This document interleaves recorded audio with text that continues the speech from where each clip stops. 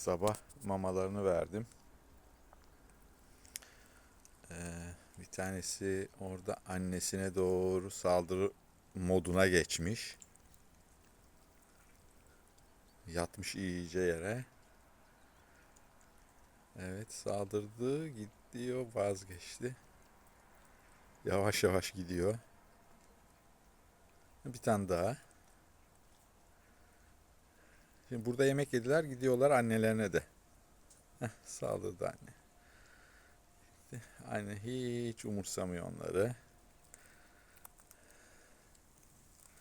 Burada yemeğe devam.